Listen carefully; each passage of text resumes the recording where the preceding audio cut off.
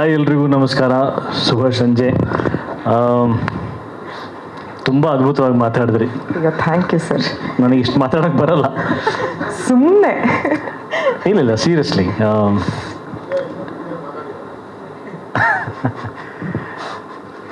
ತುಂಬ ಖುಷಿ ಕೊಡುವಂಥ ಇವತ್ತು ಒಂದು ಅದ್ಭುತವಾದಂಥ ಸಂದರ್ಭ.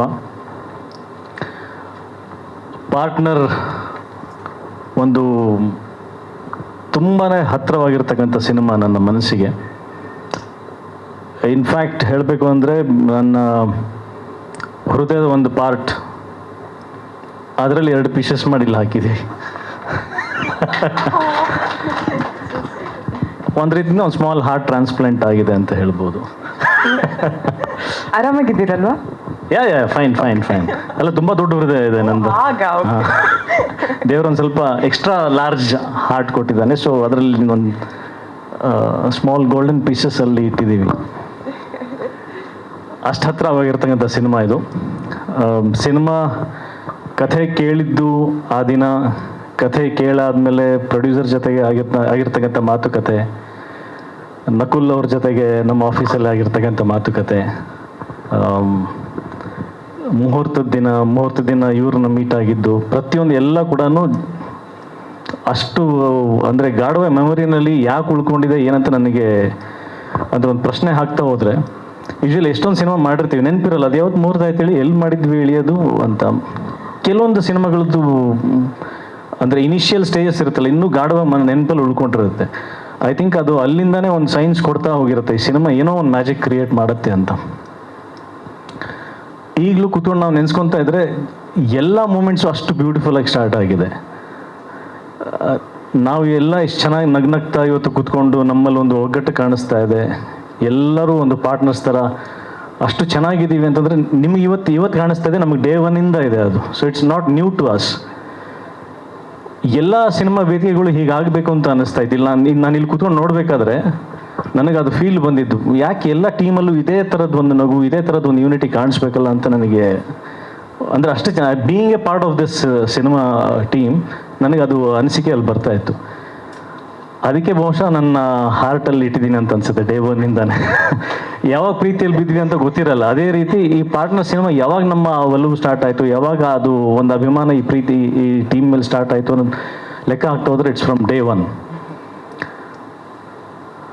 ತುಂಬ ಕಾನ್ಫಿಡೆನ್ಸ್ ಇದೆ ನನಗೆ ಈ ಸಿನಿಮಾ ಮೇಲೆ, ತುಂಬ ಪ್ರೀತಿ ಇದೆ, ತುಂಬ ಅಭಿಮಾನ ಇದೆ. ನಾನು ನನ್ನ ಕರಿಯರ್ ಗ್ರಾಫ್ನಲ್ಲಿ ಎಲ್ಲ ಸಿನಿಮಾಗಳನ್ನ ನೋಡ್ಕೊಂಡು ಬಂದರೆ ಏನು ಮಾಡೋಕ್ಕೆ ಹೊರಟಿದ್ದೀನಿ, ಆ ಸಿನಿಮಾದಲ್ಲಿ ಏನು ಮಾಡಿದ್ದೀನಿ ಅಂತ ನನ್ನ ಒಂದ್ಸಲ ಮೆಲುಕು ಹಾಕಿದರೆ ಟಿಲ್ ಪಾರ್ಟ್ನರ್ವರೆಗೂ ಯಾವಾಗಲೂ ಒಂದು ಉದ್ದೇಶ ಇರುತ್ತೆ, ಒಂದು ಗುರಿ ಇರುತ್ತೆ. ಸೇಮ್ ನಾನು I am huge fan of doctor Rajkumar ಆಗಿರ್ಬೋದು, ವಿಷ್ಣು ಸರ್ ಆಗಿರ್ಬೋದು, ದೊಡ್ಡ ಲೆಜೆಂಡ್ಸ್ ಎಲ್ಲ, ಶಂಕರ್ ನಾಗ್ ಅವ್ರದ್ದೆಲ್ಲ ನಾನು ಅಂದರೆ ಚಿಕ್ಕವನಿದ್ದಾಗ ಏನು ಮಾಡ್ತಾರೆ ಸಿನಿಮಾದಲ್ಲಿ ಅವ್ರ ಕಡೆಯಿಂದ, ಅಂದರೆ ಅವ್ರ ಥಾಟ್ ಪ್ರೊಸೆಸ್ ಏನಿರುತ್ತೆ ಸಿನಿಮಾ ಮಾಡಬೇಕಾದ್ರೆ ಅಂತ ಒಂದು ಚಿಕ್ಕದೊಂದು ರಿಸರ್ಚ್ ಕಲಾವಿದನ ಆಗೋಕ್ಕೂ ಮುಂಚೆಯಿಂದನೂ ಅದನ್ನು ಮಾಡಿದ್ದೀನಿ. ಸಿನಿಮಾ ಆದಮೇಲೆ ಇನ್ನೂ ಜಾಸ್ತಿ ಗಾಢವಾಗಿ ಅರ್ಥ ಮಾಡ್ಕೊಂಡಿದ್ದೀನಿ. ಅದು ಬಹುಶಃ ಆ ಥರದ್ದೊಂದು ಮನಸ್ಥಿತಿ ಇಟ್ಕೊಂಡು ನಾನು ಸಿನಿಮಾ ಮಾಡ್ತಾ ಇರೋದ್ರಿಂದ ನಾನೇನು ಮಾಡ್ತಿದ್ದೀನಿ ಅಂತ ಯೋಚನೆ ಮಾಡಿದ್ರೆ ನನಗೆ ತುಂಬ ಹೆಮ್ಮೆ ಅನಿಸುತ್ತೆ. ಏನಂತಂದರೆ ಹ್ಯೂಮನ್ ವ್ಯಾಲ್ಯೂಸ್, ಹ್ಯೂಮನ್ ಎಮೋಷನ್ಸ್ ಅದು ಎಲ್ಲವನ್ನು ತುಂಬ ನೀಟಾಗಿ ಹೇಳ್ಕೊಡ್ಬೇಕಂತ ಸಿನಿಮಾ ನೋಡ್ಕೊಂಡು ಆಚೆ ಬಂದ ಮೇಲೆ ನಮ್ಮ ರಿಯಲ್ ಲೈಫ್ ಕ್ಯಾರೆಕ್ಟರ್ ಆಗಿರ್ಬೋದು ಅಥವಾ ಸಿನಿಮಾನಲ್ಲಿ ನಾವು ಆ್ಯಕ್ಟ್ ಮಾಡೋಂಥ ಕ್ಯಾರೆಕ್ಟರ್ ಆಗಿರ್ಬೋದು, ಎಲ್ಲೋ ಒಂದು ಕಡೆ ಇನ್ಸ್ಪೈರ್ ಮಾಡಬೇಕು. ಯಾವುದೋ ಒಂದು ಮಗನಿಗೋ ಅಥವಾ ಒಂದು ಲವರಿಗೋ, ತಂದೆಗೋ, ತಾಯಿಗೋ, ಯಾವುದೇ ಒಂದು ಸಂಬಂಧಗಳಿರ್ಬೋದು, ಒಂದು ಇಂಚೂರು ಲೈಟಾಗಿ ಹಾರ್ಟಿಗೆ ಆದರೂ ಟಚ್ ಆಗಬೇಕು, ಒಂಚೂರು ಇನ್ಸ್ಪೈರ್ ಮಾಡಬೇಕು ಹೊರತು ಎಲ್ಲೂ ಕೂಡ ಡಿಮೋಟಿವೇಟ್ ಮಾಡಬಾರ್ದು ಅಥವಾ ರಾಂಗ್ ಟ್ರ್ಯಾಕ್ ಹಿಡಿಯುವಂಥ ಕ್ಯಾರೆಕ್ಟರ್ಸ್ಗಳಾಗಿರ್ಬೋದು. ಇದು ನನ್ನ ಉದ್ದೇಶ. ನಾನು ಎಷ್ಟು ಸಿನಿಮಾ ಮಾಡಿದ್ದೀನಿ, ಎಷ್ಟು ದುಡ್ದಿದ್ದೀನಿ, ಎಷ್ಟು ದುಡ್ದಿಲ್ವೋ, ಏನೇನು ಕಳ್ಕೊಂಡಿದ್ದೀನಿ, ಏನೇನು ಪಡ್ಕೊಂಡಿದ್ದೀನಿ ಎಲ್ಲ ಅನ್ನೋದಕ್ಕಿಂತ ನನ್ನ ಸಿನಿಮಾಗಳಲ್ಲಿ ಎಮೋಷನ್ಸ್ ಕೊಟ್ಟಿದ್ದೀನಿ. ಎಮೋಷನ್ಸ್ ಅನ್ನೋ ಒಂದು ಟ್ರೆಜರನ್ನು ಆಡಿಯನ್ಸ್ ಸಿನಿಮಾ ನೋಡ್ಕೊಂಡು ಹೋದ್ಮೇಲೆ ಅವ್ರ ಮನಸ್ಸಲ್ಲಿ ಶಾಶ್ವತವಾಗಿ ಇಟ್ಕೊಂಡು ಹೋಗುವಂಥ ಎಮೋಷನ್ಸ್ ಕೊಟ್ಟಿದ್ದೀನಿ. ಅದ್ರ ಸೀಲ್ ಹೊಡೆದಿದ್ದೀನಿ. ಅದೇ ಥರ ಎಮೋಷನ್ ಪಾರ್ಟ್ನರ್ ಸಿನಿಮಾದಲ್ಲಿ ಅದ್ಭುತವಾಗಿ ನಾಟ್ ಓನ್ಲಿ ಮೀ, ಅದು ಬೃಂದವ್ರ ಕ್ಯಾರೆಕ್ಟರ್ ಆಗಿರ್ಬೋದು, ನನ್ನ ಕ್ಯಾರೆಕ್ಟರ್ ಆಗಿರ್ಬೋದು, ಮನಸ್ಸಿಗೆ ಅಷ್ಟು ನಾಟು ಅಂತಂದರೆ ಒಂದು ಅಚ್ಚು ಹೊಡೆಯೋ ಥರ ಅಷ್ಟು ಬ್ಯೂಟಿಫುಲ್ ಎಮೋಷನ್ಸ್ನ ಡೆಫಿನೆಟ್ಲಿ ಸಿನಿಮಾ ನೋಡ್ಕೊಂಡು ಹೋದ್ಮೇಲೆ ಕ್ಯಾರಿ ಮಾಡ್ತಾರೆ. ಆ ಥರದ್ದು ಒಂದು ಟ್ರೆಷರ್ ಈ ಸಿನಿಮಾದಲ್ಲಿದೆ. ಸೊ ಹಾಗಾಗಿ ನಂಗೆ ತುಂಬ ಹೆಮ್ಮೆ ಇದೆ, ತುಂಬ ಖುಷಿ ಇದೆ. ಈಗ ಮೊದಲನೇ ಹೆಜ್ಜೆ ಆಡಿಯನ್ಸಿಗೆ ನಾವು ನಮ್ಮ ಸಿನಿಮಾದ ವಿಷಯಗಳನ್ನ ಹೇಳೋಕೆ ಹೊರಟಿರೋದ್ರಲ್ಲಿ ಈಗ ಈ ಅಮೋರ ಸಾಂಗ್ ಫಸ್ಟ್ ಕೊಡುಗೆ ಆಡಿಯನ್ಸಿಗೆ ನಮ್ಮ ಕಡೆಯಿಂದ ಕೊಡ್ತಾ ಇರೋದು. Thank you Nakul sir. First day ಆಫೀಸಲ್ಲಿ ನಾವು ಕುತ್ಕೊಂಡು ಮಾತಾಡಿದ್ವಿ, ನಮ್ಮ ಕಾಂಬೋ ಫಸ್ಟ್ ಟೈಮ್ ನಾವು ಮಾಡ್ತಾ ಇದ್ದೀವಿ, ಇದು ಹಿಟ್ ಆಗಬೇಕಂತ ಒಬ್ರಿಗೊಬ್ರು ನಾವು ಚಾಲೆಂಜ್ ಮಾಡೋದು ಹ್ಯಾಂಡ್ ಶೇಕ್ ಮಾಡ್ಕೊಂಡ್ವಿ. We have to do some magic, some blockbuster song ಅಂತ.